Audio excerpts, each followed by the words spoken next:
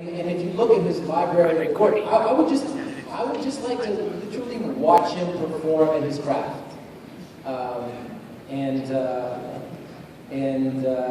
You know, that's his career, the way that he's done things, the way that he has sort of worked with wonderful directors, done all different types of roles.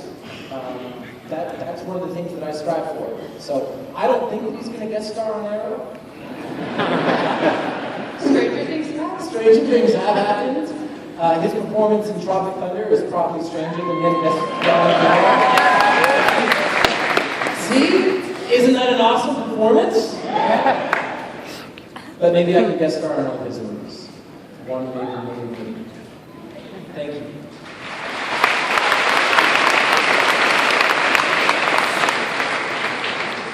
Hi. Hi. My question is... What is my favorite scenes of film? Boy. Oh, man. Of the first two seasons, because I'm sure that from season 3 I'll have some favorites. That really would be fair. 4:30. My favorite scene would be the last scene that I shot with Susanna Thompson. And it was actually a flashback, and learning that Oliver's one-night stand, Trist, had lost the baby, even though she clearly hasn't. And that was my last scene with Susanna.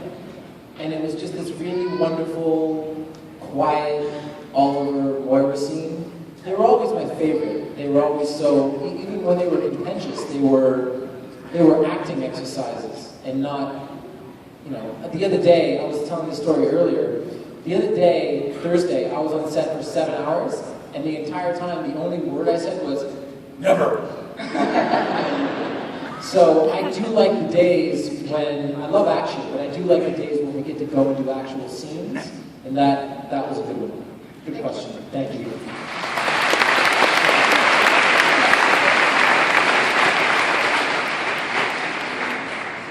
Hi. For the fighting scenes, are some of them real? And if you don't like the person you're fighting with, you throw a couple of the hard ones. Your second question first? No. None of the moves are real per se, in so much as none of them happen by accident. But let's say that someone's throwing a punch at me and I need to block it with my forearm. There's no actual way to do that other than blocking a punch with your forearm. If you're falling on the ground, there's no, I mean, they don't put pads down, because if they put pads down, then you can't shoot the ground, right? So it's like if Jamie Foxx couldn't play the piano in Ray, all they'd be able to shoot was his face. He can play the piano beautifully, so they can shoot his entire body. For me, I always want to do the stunts. I always want to make them look as realistic as possible, and so every once in a while that leads to bumps and bruises. Thank you. Thank you.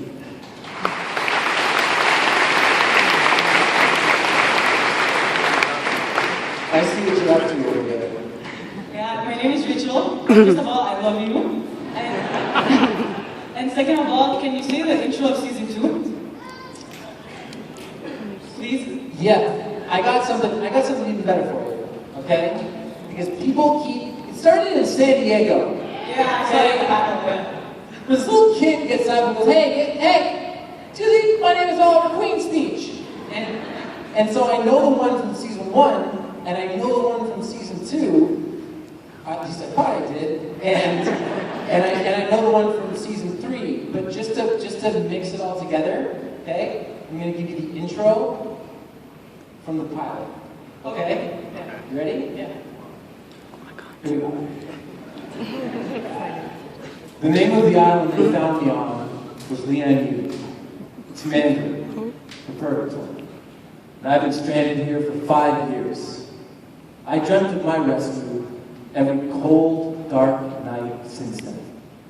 For 5 years, I have only one goal: survive. Survive and one day return home. The island held many dangers. To To live, I had to make myself into more than what I was. I had to forge myself into a weapon. And now I'm returning. Not the boy who was shipwrecked, but the man who's going to bring down those that are poisoning my city. My name is Oliver Cole.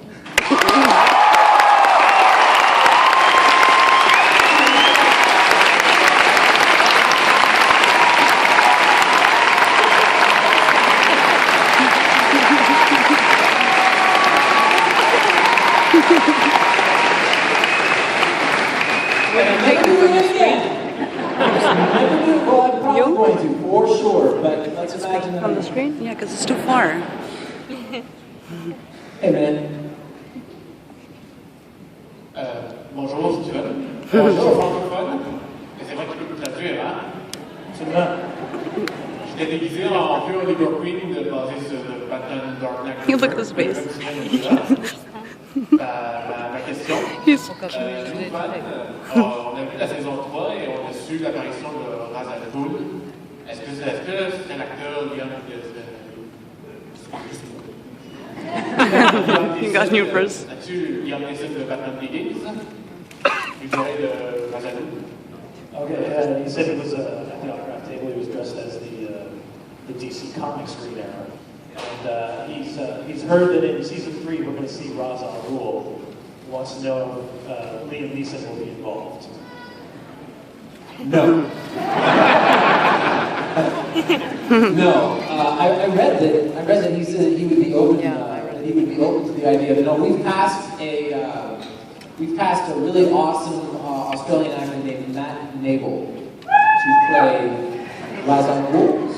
And in typical Arrow fashion, instead of waiting until the end of the season to meet our main character, to meet a villain of that stature, we're going to meet him in like episode 4. Can I just say that out loud? And then come back. I think somebody said that for me, otherwise I Just go behind the last one. Focus in your camera, take a couple of pictures and leave. If you don't want to ask a question. Hi. Hi. Oh, you first. Sorry. Hi, my name is Manuela, Hi. and I'm a Knocking Point Club member. Sure, yeah. Very proud of it. Are you American? No. Okay. I have relatives in the U.S. Are you a wizard? I have relatives in the U.S. All right, okay, So that's cool. how I get around. First of all, the show is wonderful, and Bam Bam and his Stunts Canada team are really kick-ass. They are. They are just wonderful. What exciting action scenes will you have for this season? That you can share. That I can share. I'm trying to think of ones that I can share. We start off the third season. It was always the idea of the producers that, you know in James Bond movies, how they start off with a big action sequence that isn't directly tied into the plot of that particular movie. It's just to establish that we are watching an action film and it's James Bond and he does James Bond stuff. We start off the third season with a gigantic action set piece. You've seen pieces of it in the preview for season 3, and it is myself, Diggle, Roy in his full costume, and then of course Felicity at the helm, and it's just all of us just kicking ass, and it's good. And I will tell you that I got one for you. In the premiere of Arrow, me, dressed in a suit as Oliver Queen, beats up the Arrow. It'll make sense when you see it.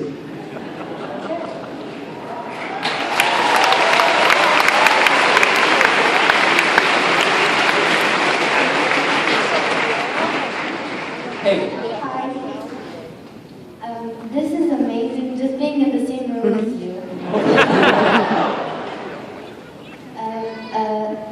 Just so If cute. I were you, I'm talking to you. I love Chris now. I love you.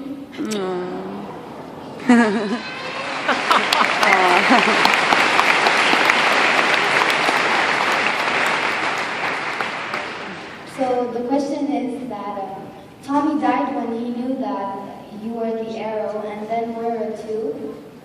So Laurel knows now. Well, she died too. Not everybody that knows dies, but that's always a huge consideration for Oliver. It's one of the main reasons why he's somewhat stunted romantically, and it's one of the main reasons why when people find out he's so unhappy, unless he tells them collectively, which is all the time. Because proximity to the arrow equals danger. So Laurel, as a result of knowing what she knows, and as a result of things that happened in the early parts of this season, finds herself in much more danger than she did in previous years. Thanks for your question.